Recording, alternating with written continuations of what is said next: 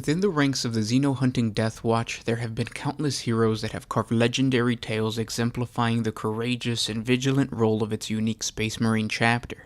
As battle brothers second to the Chamber Militant of the Ordo Xenos, it is the duty of these demigods to enact the will of the Emperor and to remind aliens that even outside the boundaries of the Imperium, the Emperor's wrath can still find them. The best way to truly understand the fear and awe these great warriors create is by exploring the lives of all of the heroes of the Deathwatch. And with that said, I want to welcome you guys back to another 40 Facts about the 40K universe. I am your host, Gersh1, and today we're going to be talking about the heroes of the Deathwatch. If you guys are new to the channel, we post Warhammer 40K lore videos every single day. What I try to do in these 40 Facts videos is create a lore portion followed by some type of tabletop or hobby portion, whether it's terrain tutorial, showcasing, or whatever. And then at the end, I do a Q&A. So if you guys have questions about the universe or would like to see me react to a certain comment about what's going on in the hobby or within the lore, just comment down in the comment section below. I'll get to it in the following video. But with all that said, let's get into the heroes of the Deathwatch. Let's begin with the tale of Watch Captain Kyle Vibius, who had already possessed a notorious hatred for the Xeno and a litany of honors given to him by his chapter long before his service in the Deathwatch. Kyle was a proud warrior of the Marines Errant Space Marine chapter, a chapter that was designed to repair a power vacuum created after the Age of Apostasy and the Cursed Founding. This placed the entire chapter on a continuous crusade all across the galaxy, and it was during the Coronith Crusade that Kyle's unit was ambushed and captured by a Dark Eldar raiding force. The Drukhari pirates took the Space Marines into the Dark Realm of Kamara, where they were stripped of their power armor and weapons and forced to do battle in the savage gladiatorial arenas of the Dark City. As Space Marine gladiators, Kyle and his battle brothers fought the toughest Xeno beasts and slaves that the Dark Eldar could gather. When that wasn't enough, the Drukhari witches dove into the arena to pick at the wounded Space Marines. This brutal torture caused the death of many of Kyle's brothers, but every fallen Marine simply stoked the fire of rage and hatred burning in his heart.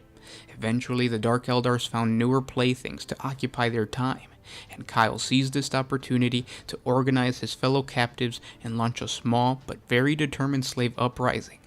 This caught the Drukhari by surprise, and the slaves fought their way to freedom. Kyle and the surviving Marines Errants managed to return to the Imperium and their chapter. This heroic accomplishment elevated Kyle Vibius to the honored rank of Dark Void Elite, a special position given only to the veteran heroes of the chapter. It was then decided that he would represent the chapter in the Deathwatch, a role that would help Vibius express his newfound hatred for the Xeno. Vibius fought under the command of Watch Captain Braun of the Dark Suns chapter, a veteran commander who quickly realized Vibius' talent as a leader. It was not long before the Marines Errant battle brother was leading his own kill team. When Braun was mortally wounded during the confrontation with the Slot Overseer in the Black Reef, he recommended that Vibius be promoted to the rank of Watch Captain, a role that he has held since. Outside of the Watch Captain's control, the Marines Errant have sworn ancient oaths that link them closely to the rogue trader House of Akeo, and it is known that Vibius has taken advantage of these links during his career in the Deathwatch.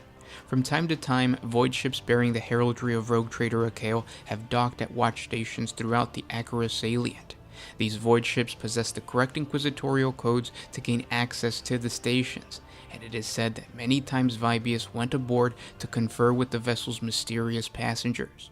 There are few that know any further details about the links between the Watch Captain and the Rogue Trader, but many Deathwatch operations put into motion by Vibius after one of these meetings have been uncommonly successful.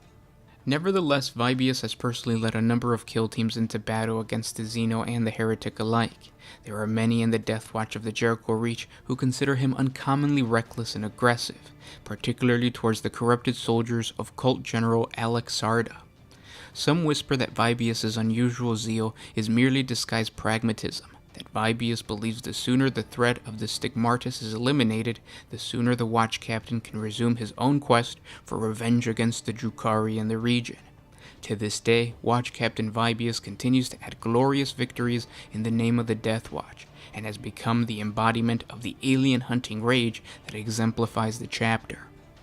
Now we move on to another living legend of the Deathwatch, Watch Captain Esteban de Dominova, a battle brother whose past is a complete mystery. He was second to the Deathwatch by his chapter The Crimson Fist long ago.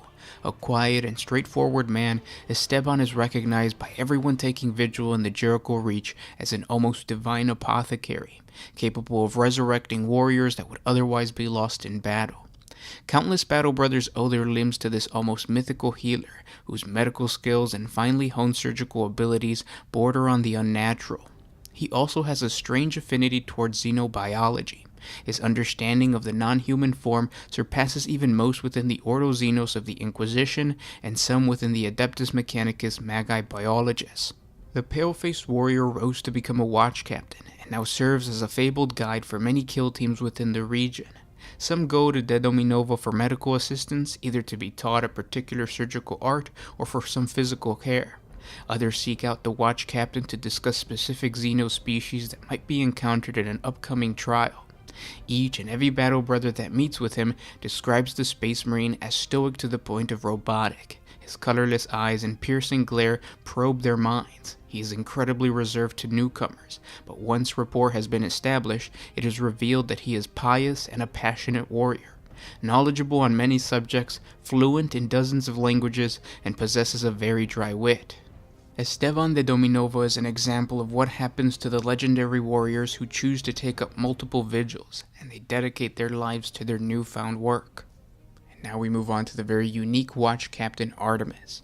Artemis had an uncanny ability to sense and recognize alien incursions and influence on Imperial individuals and locations.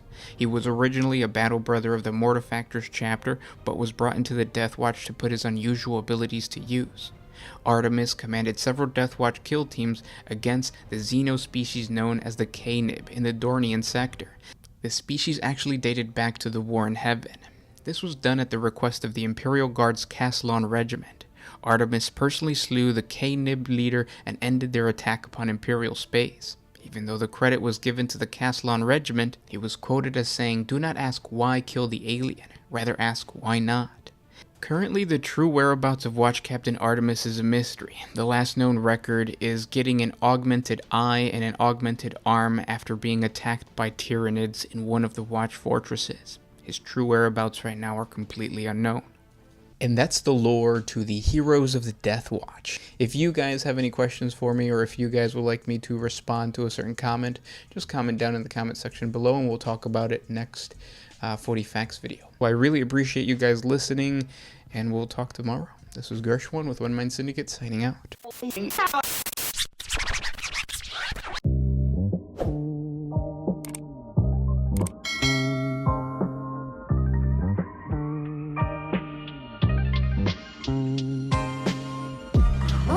used to put my freedom first in any situation.